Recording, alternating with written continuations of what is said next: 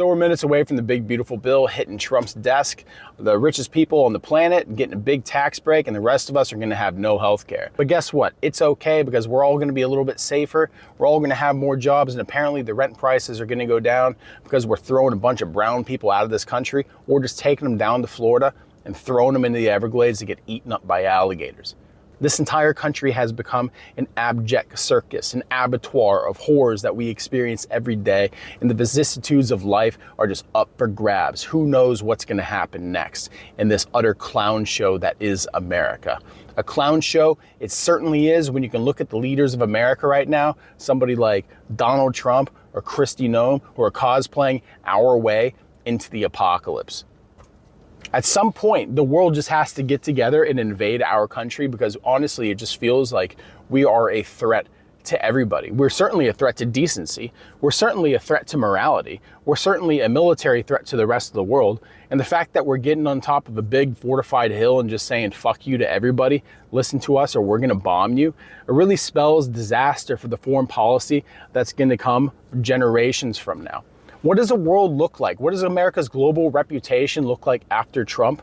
I think that that's a serious question, because what we're learning from this era in politics right now in America is that any opposition in America actually has no teeth. If a strong man gets in control, he can do absolutely anything he wants, and his party will just follow because they want to get reelected. And their donors will get the biggest tax cuts they want, and there's no one to stand in their way. There's no one to stand in their way, and that's exactly what we've seen. You can talk about Bernie Sanders, AOC, Massey, and the new mayor in New York City. You can talk about that all you want, but the real power and the numbers in this government are always going to support whatever dictator ensures their reelection. That's what this comes down to. You have people who get up and make speeches, but that's it. That's not going to make any change, because those who are willing to use the military and violence against their own people to push their agenda against a side who's only willing to make speeches and write angrily worded letters to their opposition are always going to win. This is reality, and that's the Democratic Party. We talk about Chuck Schumer saying he's going to write a letter. We talk about Gavin Newsom saying he's going to sue Trump. But all Trump does is just put in a bill, say, hey, the judges can't stop me from doing what I'm doing. And the Congress is like, yeah, that makes sense. You're really great and powerful. We'll put that in the bill and we're just going to push it through. This is how you're setting up a dictator. You have set up a dictator. It's a dictator in everything but title at this point. I mean, this is the true reality of the situation right now. And anytime something serious happens, we talk about Donald Trump's name in the Epstein files and what happens. Iran, and now Alligator Alcatraz, there's always going to be some massive distraction anytime that guy's feet are about to be held to the flames. That's what we know about our country now, that there's no way to actually challenge power at this point. Not by trusting or relying on the system that exists right now. There has to be something else. The people have to take power back. That's simply all that it is. Any kind of mainstream political party has to be completely done away with at this point. When I say that this country needs to be burned down, that's exactly what I mean. There is no greater evil and destructive force for the American people and their lives and the American dream than the two grand political parties in our nation that work every day to degrade and destroy the American people and the world at the same time. These people are an absolute joke, and the fact that we put so much faith in them, because it's the lesser of two evils. At any given time, at any given year, it's the lesser of two evils. And while, yeah, I'm not saying that they're the same at all, and you shouldn't think that they're the same at all. They're two very different parties. But when have things gotten better? Was life getting better when Biden was in charge? Was life getting better when Obama was in charge? Did the constant wars stop when either of them were in charge? Was life better when Bush was in charge? No, of course not. Right? It's been a constant decline. It doesn't matter who's in charge.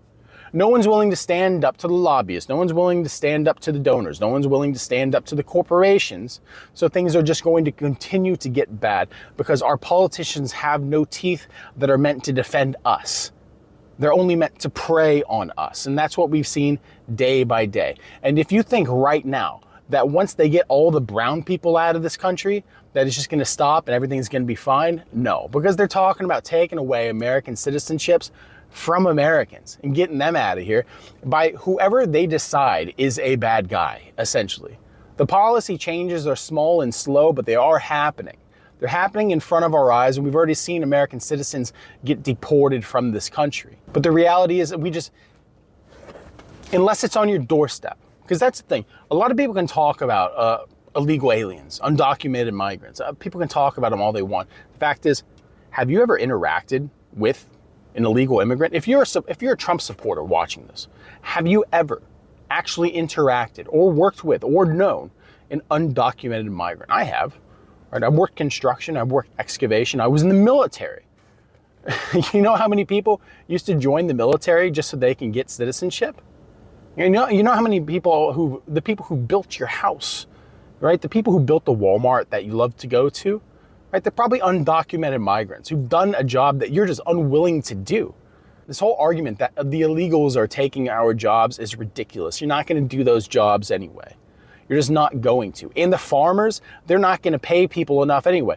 The farmers who've lost their workers, they're still looking for, local legal people who are willing to work for $8 to $15 an hour for back-breaking labor in the sun. That's not something Americans do anymore, and that's not something that they're going to do in the future. The state of this nation is in the toilet, and we have just become the bad guys. In fact, no, I take that back. We have not become the bad guys. They have become the bad guys. If you see them as the bad guys, hey, guess what? You're the good guys, because this is black and white. You're either supporting this, you're supporting Alligator Alcatraz, you're supporting the ethnic cleansing of America, you're supporting the destruction of the constitutional rights of everybody within the jurisdiction of this nation. If you're supporting the dismantling of healthcare, of food assistance, of rental assistance for weak and vulnerable people in our country, yes, guess what? You are the bad guy. That's what you are.